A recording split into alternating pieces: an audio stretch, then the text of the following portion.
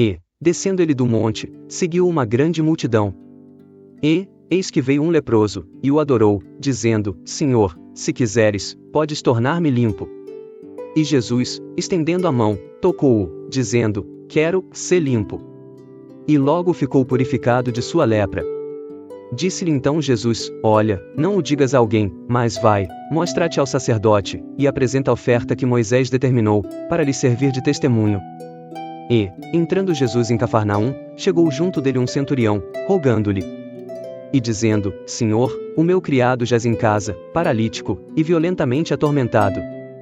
E Jesus lhe disse: Eu irei, e lhe darei saúde. E o centurião, respondendo, disse: Senhor, não sou digno de que entres debaixo do meu telhado, mas dizes somente uma palavra, e o meu criado há de sarar. Pois também eu sou homem sob autoridade, e tenho soldados às minhas ordens, e digo a este: vai, e ele vai, e a outro: vem, e ele vem, e ao meu criado: faze isto, e ele o faz. E maravilhou-se Jesus, ouvindo isto, e disse aos que o seguiam: Em verdade vos digo que nem mesmo em Israel encontrei tanta fé. Mas eu vos digo que muitos virão do Oriente e do Ocidente, e assentar-se-ão à mesa com Abraão, e Isaque, e Jacó, no reino dos céus. E os filhos do reino serão lançados nas trevas exteriores, ali haverá pranto e ranger de dentes. Então disse Jesus ao centurião: Vai, e como creste te seja feito. E naquela mesma hora o seu criado sarou. E Jesus, entrando em casa de Pedro, viu a sogra deste acamada, e com febre. E tocou-lhe na mão, e a febre a deixou, e levantou-se, e serviu-os. E, chegada a tarde, trouxeram-lhe muitos endemoniados, e ele com a sua palavra expulsou deles os espíritos, e curou todos os que estavam enfermos. Para que se cumprisse o que fora dito pelo profeta Isaías, que diz: Ele tomou sobre si as nossas enfermidades, e levou as nossas doenças. E Jesus, vendo em torno de si uma grande multidão, ordenou que passassem para o outro lado. E, aproximando-se dele um escriba, disse-lhe: Mestre, aonde quer que fores, eu te seguirei.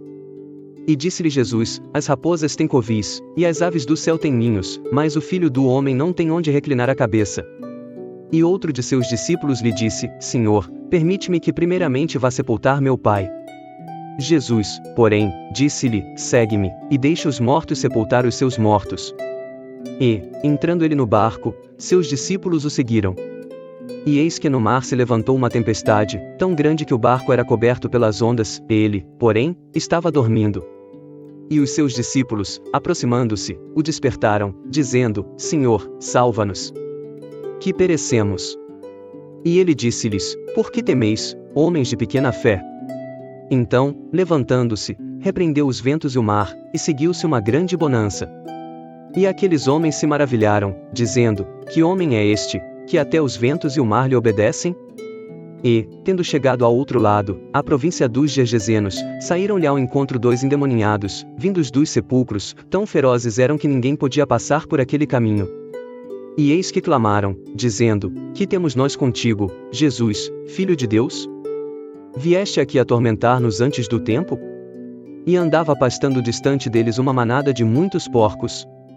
E os demônios rogaram-lhe, dizendo: Se nos expulsas, permite-nos que entremos naquela manada de porcos. E ele lhes disse: Ide. E, saindo eles, se introduziram na manada dos porcos, e eis que toda aquela manada de porcos se precipitou no mar por um despenhadeiro, e morreram nas águas. E aqueles que os apacentavam fugiram e, indo à cidade, divulgaram todas estas coisas, e o que acontecerá aos endemoniados. E eis que toda aquela cidade saiu ao encontro de Jesus, e vendo-o, rogaram-lhe que se retirasse dos seus termos. Mateus 8, 19, 34.